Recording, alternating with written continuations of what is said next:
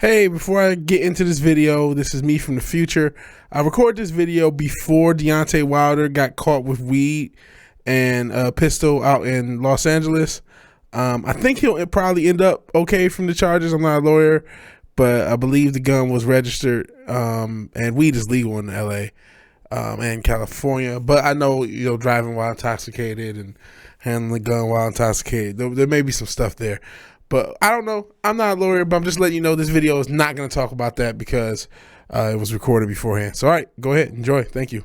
VigilanteWilliamson here with a very simple question. Whose fault is it, or whose fault was it, that we never got an Anthony Joshua-Deontay Wilder fight when they both were undefeated champions? The answer is actually both sides. So that's the end of the video. I'll talk to you guys later. I'll explain. First, let me thank anyone who's watching this video now. Thank you anyone who's new to the channel or new to me. This is a new channel, but I've been around for a minute, and I made a couple boxing vids last week that did well. So boxing is here to stay. So to anyone who's an old fan of mine, and this is not content that we cover, you'll see a little bit more of that. Actually in your recommended, because I'm actually being recommended on this channel as opposed to my old one. That's another can of worms. Let me get back to the topic, because I see that the rumor mill is flowing. I mean, it's flowed before, but there's a lot of talk about Anthony Joshua fighting Deontay Wilder in December, maybe as a part of a super card, maybe as a part of a tournament, even though the tournament elements of it have been kind of downplayed. But apparently the Saudis are involved with making this Deontay Wilder Anthony Joshua fight, and as typical, people are starting to be nostalgic for a time long ago called 2018. Yeah, it is now 5 years ago. We've had a whole pandemic in between. A lot of things have changed in the past 5 years, but back then, Anthony Joshua was the IBF, WBO, and WBA champion, and Deontay Wilder was the WBC champion, and they were both undefeated, and everyone in the world, and at least in the boxing world, wanted to see them fight.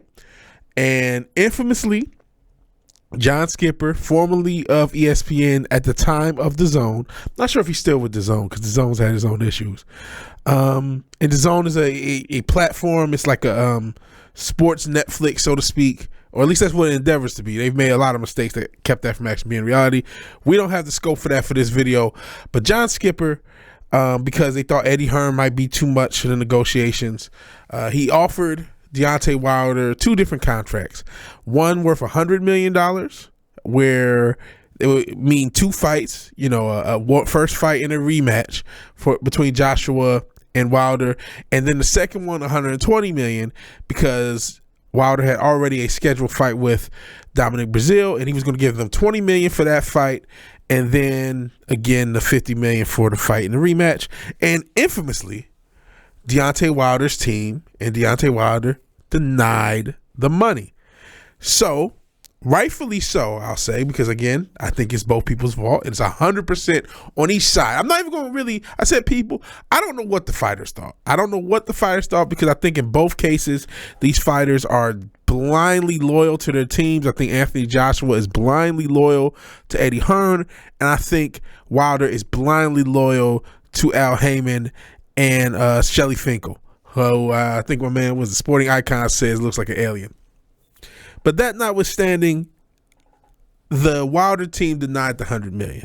So this is why it's on his end. I'll get to Joshua and Hearn later. That would have, and it still would have been, the biggest paydays per fight, $50 million that Wilder ever had. He even said as such. He said to Fury, I could have got more money for fighting Joshua, or Joshua offered more than what the money was with you. I took less money to fight you. Something along those lines. I may put a clip in it later when I edit. I don't know. So he obviously, that was the biggest pay that he could have got. And I really do put a lot of blame on Shelly Finkel and Al Heyman. I could go on a whole diatribe about Al Heyman. I think, as much as I do appreciate the existence of the LDBC, that's probably where I differ from them the most, even though there's some content creators I follow, some who are anti-LDBC. I follow a bunch of people because I like hearing a bunch of different perspectives. But I am not an Al Heyman guy. I really think he's fucked up boxing. Didn't do it alone, as we'll get into. We're going to get on her. and a lot of we spent all day talking about these box promoters and these sanctioning bodies, how they fucked up boxing. That's another can of worms. We're just gonna focus on these two for now. And I think they didn't believe in Wilder, and I don't know why, because looking back, I really do feel Wilder would have won that fight and become the biggest star in the world. We're looking at how Tank and Ryan Garcia, how big that fight really was for the mainstream and how big that is for boxing. And I think boxing needs to continue to make these type of fights. And that would have been, 3-4 years ago, it would have been one of the biggest fights ever. It would have been huge. And no matter what you were getting paid in that moment, no matter what they were offering in that moment, if you win, you'll make generational wealth beyond your imagination. If Deontay Wilder would have beat Anthony Joshua in that moment, he would be the man. There would be so much more money outside of that offer, which again is the best offer you had ever gotten. So of course, Wilder's team let him down, and if he was okay with it, which clearly he was, he let himself down. That's clear. There's no debate on that. However, let's revisit that offer, because if you also remember, Wilder wanted 50-50. So I have a question for you. If I ask you for 50-50 and you say, hey, here's $100 million, what did you just tell me? That 50-50 is worth more than $100 million. He wanted to know what Joshua was getting. He wanted to match what Joshua was getting. They didn't want to do that. And that's why Hearn deserves some blame. Why? Again, I don't think Hearn ever wanted Anthony Joshua to fight Wilder. I think Wilder and Joshua actually made the same mistake. They went for guys that looked easier. I think at the time, Tyson Fury was coming off a drug binge, so Wilder wanted a guy that looked a little bit easier to fight, like Tyson Fury, when we saw what happened in the first fight and then the rest of the trilogy. But the rest of the trilogy hadn't happened at this point. I think only really it should have happened before the first fight, but even after the first fight, when that offer was made, when he had to fight with Brazil. He wanted an easier fight, so he fought Tyson Fury, and it turned out to be, the worst thing he could have did, at least for his career. It changed Tyson Fury's life. Now, I will give Anthony Joshua this much credit. He was trying to make a lot of fights. He wanted to fight, obviously, Wilder, allegedly. We'll get to that. He wanted to fight Luis Ortiz, but he set it on this fat, chubby Mexican guy, Andy Ruiz, and we saw that didn't work out for him. But speaking of Ruiz, what did he do later? He fought in Saudi Arabia, maybe 9 months later. What was it? I think April and December or November, maybe 7 months later, fought in the Kingdom of Saudi Arabia, which is funny because they're the ones who made this fight, which means Eddie Hearn had the ability to call the Saudis back then. If they're going to give them $100 million apiece, which was allegedly what Wilder wanted, if he couldn't get 50-50, he wanted, if he was going to take a number, if you remember at the time, you got to go back, watch the old videos. And this is all rumors. I went in the goddamn negotiating room. I was, working and shit. But allegedly, if he couldn't get a percentage, he wanted $100 million. And the Saudis are probably going to give them each $100 million apiece to get the fight done now. They probably would have did it when they both were undefeated as well. That's my guess. And since Eddie had the plug on the Saudis and didn't call them, and then gave that semi-poison pilled offer, because as much as I don't like Shelly Finkel and Al Heyman, I'm gonna tell you one thing: they're not stupid negotiators, so they're going to try to get the most out of any negotiation.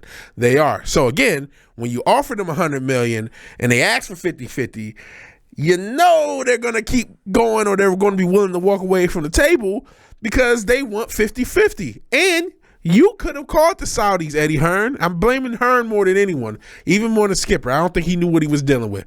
But you could have called the Saudis. You could have made sure Deontay Wilder got whatever the fuck he needed, because at the end of the day, the Saudis are the only one who's making this fight happen now, because they're the only ones who can make fights. I'm gonna be honest. They're the only ones with enough money to sit a motherfucker in the room and say, what the fuck do you want, and then write the check for it. No one else can do that. Should we see another Al Heyman involved fight that will never happen unless the Saudis get involved? Spence and Crawford. And because Al Heyman works for Showtime, we'll get into network television. I got another video. I'm not sure the orders of when they come out, but when I talk about the whole Tucker and Don Lemon situation, We'll get into that, and we'll talk a little bit about how these networks are failing and hemorrhaging money. And one of them that's hemorrhaging money is Showtime, and that's why that Spence Crawford fight will never get made. One dual duck situation at a time. We don't have time for everything. Back to the Joshua and Wilder situation. Hearn, despite how crazy the offer is, and yes, Deontay Wilder's side should have taken it, he never really wanted to fight. If he wanted Anthony Joshua to fight Deontay Wilder, and he knew there was some stuffiness about the negotiation, he could have gave them 50-50. And I know you might say he didn't earn it, he didn't deserve it. That may not be untrue. I don't think his path to the WBC title and what he did with the WBC title was as impressive as Anthony Joshua. And what he did to get all 3 titles, he had to track him down the old-fashioned way, and he had to beat Klitschko. He had to do a lot of impressive things. But the combination is what makes the fight. If you would have just said, if you believe in your guy, the same thing I just said, it doesn't matter what he's going to get. And plus, Anthony Joshua makes tons of money. You would have said, you know what, fuck it, we'll just do 50-50. We'll get the fight across the pond. Or you could have said, you know what, the Saudis are interested. I already know they're interested because in 7 months, I'm going to call them to do this Andy Ruiz fight.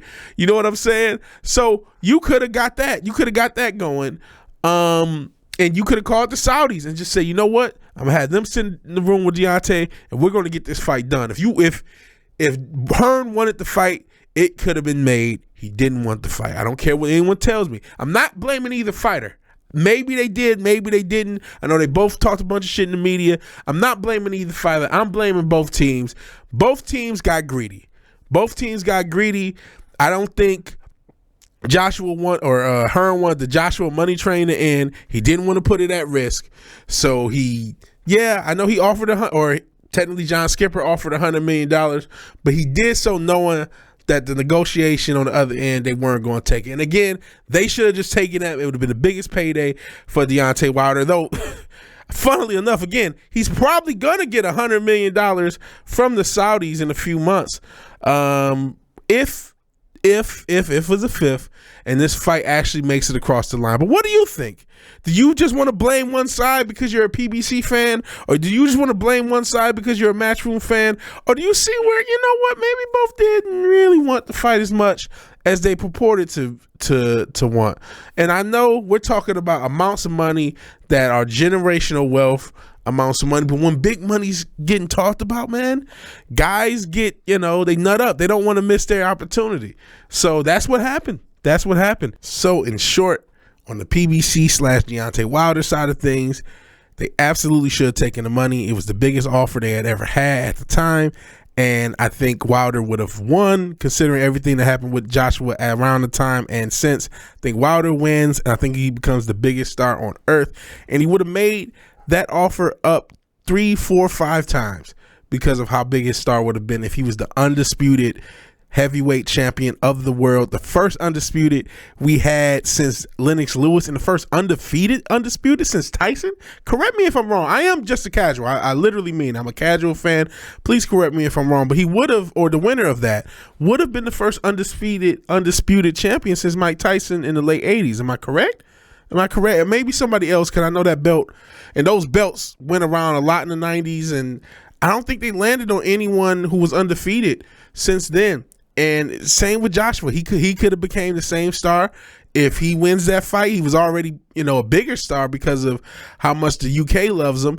And you know what? Eddie Hearn had access to more money than they offered him. And despite how incredible that $100 million offer was, it still is, I don't know if lowball is the right word, but it's not as good faith as it sounds, especially when there's a percentage. They're not even talking about what the percentages are. There wasn't like a, let's do 60-40. There was none of that. It was just, here's a number, and you just guess and assume how much of a percentage of the pot it is. And so they did that kind of in bad faith, at least in my opinion, especially because Anthony Joshua fought in Saudi Arabia 7 or 8 months after that negotiation, maybe within the same calendar year. So clearly you had some connections with the Saudis if that was able to be made, or that connection was at least available. Remember, the Saudis were paying money to they're still paying money to WWE. So that could have been made. Anthony Joshua, Deontay Wilder could have been made if Eddie Hearns gave the Saudis a call, because years later, the only reason the fight is happening is the Saudis in the first place. But all right, that's enough of my rant. It's went way longer than I thought I would. Just wanted to explain that because so many people, I'm in these comment sections and everybody wants to pick a side. There's Matchroom fanboys, there's PBC fanboys, and these are two, fanboy, like rabid fan bases. You know what I'm saying?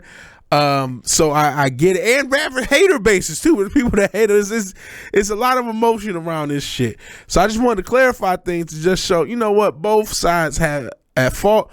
I don't know what the fighters think. I think a lot of times the fighters just go along to get along, which is what fighters have done the entire time boxing's been a sport. It's always been the promoters who run things, unfortunately. But what do you think again? Do you think Joshua is his fault he's ducking, or Wilder is his fault he's ducking? Or do you understand, maybe there was some wrongdoing on both? You let me know. If you like the video, please like the video. If you're so obliged to share and subscribe, please do that. And even if you do none of these things, thank you for watching. Thank you for your time. Good night and God bless. I'll talk to you guys later. Peace.